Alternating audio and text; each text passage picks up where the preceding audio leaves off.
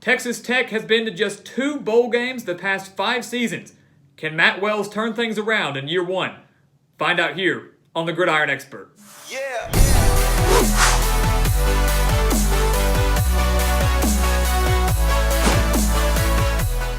Texas Tech was 5-2 with just 5 games remaining in 2018, but the Red Raiders dropped all 5 of those games to finish 5-7 and see the end of the Kluge Kingsbury era in Lubbock. Now Matt Wells comes over from Utah State, a place where he led the Aggies to 5 bowl games in his 6 seasons there, including an 11-win season in 2018. He inherits a very talented team in 2019, one that could actually get to a bowl game and maybe finish with a winning record in Big 12 play for the first time this decade. The Red Raiders returned 7 offensive starters, including their quarterback Alan Bowman, who threw for over 2,600 yards, 17 touchdowns, and 7 interceptions in 2018. All of that while missing the final 3 games of the season. So imagine what his stats could have been if he had been healthy for the entire year. He does lose his top 2 wide receivers, but does return TJ Vasher and Seth Collins. So I don't expect to see a major drop-off in offensive production in 2019. It won't be the same look offense that we were used to under Kluge Kingsbury, but Matt Wells produced solid offenses at Utah State, breeded a solid quarterback there in Jordan Love, and I expect him to do the same here with Texas Tech. Defensively, Texas Tech returned 6 starters. They have a very talented defensive line and linebacking core, so that front 7, I think, will be very much improved and pretty tough to go up against in the Big 12. But they did allow 31.1 points per game last year.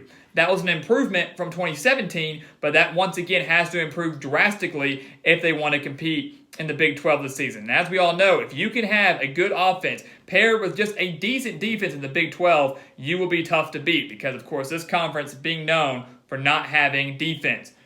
We have Texas Tech starting the season 2-0 with easy wins over Montana State and UTEP. Shouldn't be any issues for the Red Raiders, a perfect way to ease in to this Matt Wells era. But then we have a very intriguing showdown on the road against Arizona, and this game has the potential to be a major shootout. Both teams will boast dynamic offenses. We already know about Texas Tech, but Arizona's going to have Kevin Sumlin, a great offensive mind as coach, and then Khalil Tate at quarterback, who 2 years ago looked like a Heisman Trophy winner, as we all know. He was very dynamic on the ground, was able to beat you through the air, was so tough to stop, and kind of came out of nowhere. Last year, though, he was battling injuries and did not look like his old self. This game on the road for Texas Tech, though, an offensive Arizona that I expect to bounce back in 2019 after a disappointing 2018. I think Texas Tech falls in this game to the Wildcats, a game that should be in the 40s and maybe even 50s. It'll be a very big shootout out in the desert. But I think the Red Raiders fall in non-conference play to a much-improved Arizona team. They get an early bye week in just week 4, going into Big 12 play on the road against Oklahoma. And last year's game in Lubbock was a thriller between Texas Tech and the Sooners. The Red Raiders dropped that game 51-46, just a 5-point loss, and Alan Bowman was out the entire second half. So you can't help but wonder, if he had been healthy, could the Red Raiders have pulled off the monumental upset? But nonetheless, Oklahoma escaped with a win, won the Big 12, made the college football playoff, and this year are poised for a return trip to the college football playoff as they bring in yet another transfer quarterback, this time Jalen Hurts from Alabama. They have a very dynamic running game with Kennedy Brooks and Trey Sermon, and the defense should improve in 2019. This game on the road for the Red Raiders, I know they want revenge in this game and expect them to hang with the Sooners for about the first half. But I think Oklahoma pulls away late and Texas Tech drops their second straight game, this time at the likes of Oklahoma. They return home, though, to face off against Oklahoma State, and last year the Red Raiders annihilated the Cowboys, beat them 41-17. And that was last year on the road at Oklahoma State against an Oklahoma State team that I think was better in 2018 than they will be in 2019. Red Raiders get to host this game in Lubbock. Assuming they can stay healthy, assuming they can certainly keep Alan Bowman healthy, this should be a pretty easy win for the Red Raiders. And I hate to say that when we come to conference play. You never want to take any win for granted or any game for granted. But I like Texas Tech a lot in this game, much more over the Cowboys, who I think will struggle at the quarterback position early on, will rely on Chuba Hubbard in that running game, and the defense that will be good by about halfway through the season, but not necessarily at the beginning of October. The Red Raiders beat the Cowboys at home for their first conference win of the season and their first ever Big 12 win under Matt Wells. They then go on the road to face off against Baylor. And last year, the Red Raiders fell 35-24. That game, of course, going to decide who was going bowling. If the winner of that was going to clinch bowl eligibility. Baylor got the best of them, 35-24. That spelled the end of the Kluge Kingsbury era, and the Red Raiders went 5-7, missing out on the postseason.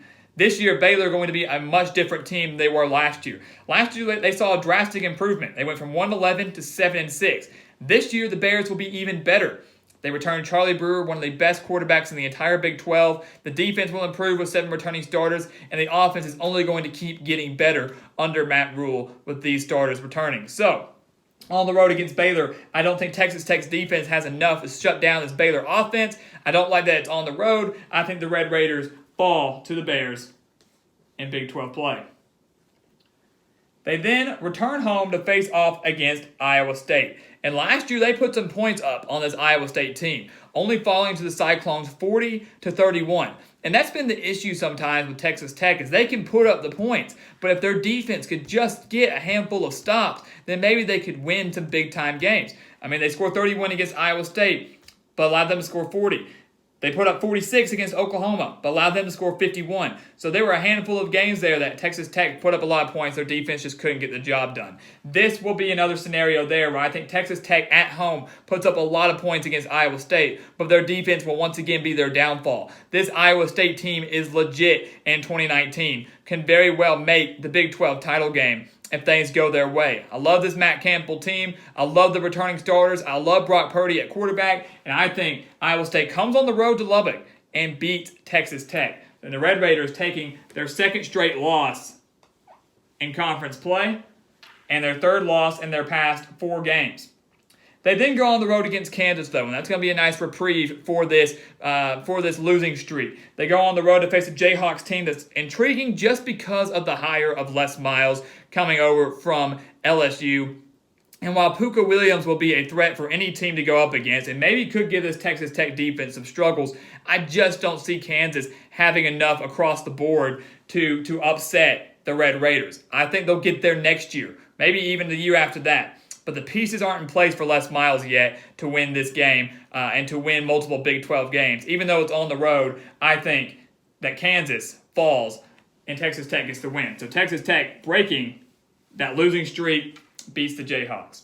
They get a bye week in the first week of November, and that's what I like to see. I like teams that can get that bye week entering November because that's when teams need to get hot. That's the most important month of college football, and obviously the month where anything can happen.